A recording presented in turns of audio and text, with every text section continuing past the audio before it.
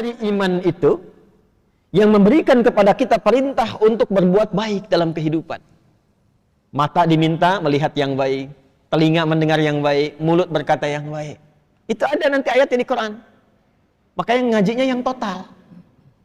Misal mata nih, Quran surah 24, surah Cahaya An-Nur, ayat 30 untuk laki-laki, ayat 31 untuk perempuan. Kalau imannya dilatih dengan kuat, nanti iman itu punya transmisi gelombang. Masuk lewat fisik, kita dibimbing fisik untuk melihat. Masuk ke mata melihat. Qul lil mu'minina. Sampaikan, katakan Muhammad SAW kepada setiap insan beriman. Tuh, yang ada imannya. Yaghuddu min absarihim. Bila iman itu masuk ke dalam mata, maka iman akan menjaga mata supaya melihat yang baik-baik saja. Yang tak layak dilihat, iman akan berkata, palingkan. Makanya mata itu punya pandangan standar iman, punya pandangan standar yang bukan beriman. Sehingga nampak bagi kita ukuran. Coba kalau kita beriman itu kan, pakaian itu nggak semuanya bisa dilihat. Pak, Bu, nggak semua bisa dilihat. Bagi orang yang tidak beriman, pakaian terhormat itu banyak ragamnya. Aurat terbuka pun mungkin biasa karena nggak ada iman. Bagi orang beriman tidak, imannya mengatakan palingkan, itu dilarang.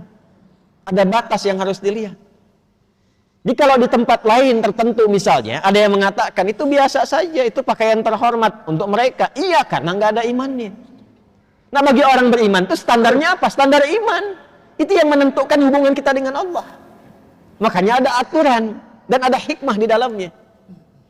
Coba kalau antum lihat tayangan-tayangan misalnya, lihat gambar di YouTube atau misalnya tayangan dan sebagainya, ada terbuka aurat. Iman itu pasti otomatis bekerja. Kalau imannya kuat, palingkan. Kadang dia istighfar, astagfirullah. Palingkan. Dan gak ada yang terlambat. Gak ada lisan istighfar mata gak berpaling. Astagfirullah. Salah ini. Ada. Wasari'u ila maghfirah. Cepat dia istighfar. Demikian masuk ke lisan juga begitu. Itu imannya dulu sebelum lisannya. Ya, Quran surah 49 Al-Hujurat ayat 11 sampai 12. Ya ayyuhalladzina amanu. Iman dulu. La yasra qaumin qaum. Lisan orang beriman itu tidak mudah mencela. Ini semakin tinggi imannya, semakin baik kosakatanya karena isi hatinya baik semua. Nah, kalau sudah menemukan yang baik itu susah mencari kosakata yang kotor. Al-Hasan cucu Nabi tahu? Radhiyallahu taala anhu. Enggak tahu cucu Nabi. Kalau kenal mungkin nggak kenal, tapi nggak tahu itu nggak mungkin itu. Cucu Nabi, Al-Hasan dan Al-Husain, pernah dengar ya? Kami di pesantren itu membuka ruang tunggu ada dua, kanan dan kiri. Di pesantren yang sedang kita bangun, kami berikan namanya dua cucu Nabi, Al-Hasan dan Al-Husain. Dan setiap tempat ada bangunannya, di situ ada edukasinya.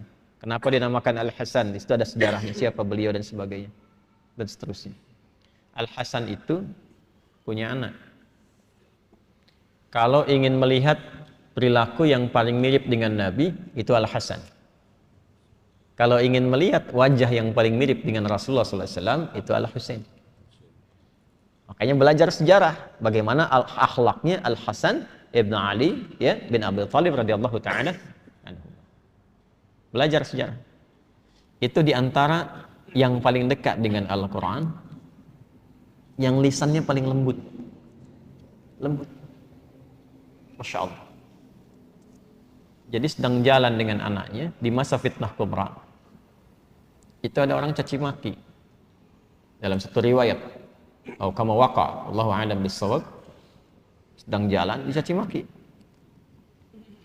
Begitu dicaci maki, kan ada satu masa fitnah kubra itu, ada fitnah yang sangat besar. Sampai orang berani mencaci maki cucunya Nabi SAW. Dan itu terkenal orang soleh. Beliau diam. Anaknya berkata kepada ayahnya, abati lima lam tarud, atau kama qala, ayah, kenapa enggak dijawab? Maksudnya enggak diklarifikasi. Bahwa enggak benar demikian. Apa jawabnya? Wala adri kaifa arud. Bapak tuh enggak tahu cara jawabnya bagaimana. Sebab nyari kata-kata yang untuk membalas itu nggak menemukan dalam hatinya, dikhawatirkan takut menyakiti orang yang menyakitinya.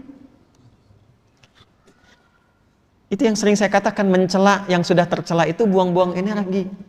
Kalau sama-sama mencela ya sama-sama kotor kan. Nah, beliau itu mencari ke dalam hatinya sampai nggak menemukan kata-kata kotor atau sekedar untuk mengatakan saya tidak seperti yang Anda sampaikan. Karena khawatir kalimat itu justru menyakiti orang yang sedang menyakitinya. Itu alhasil.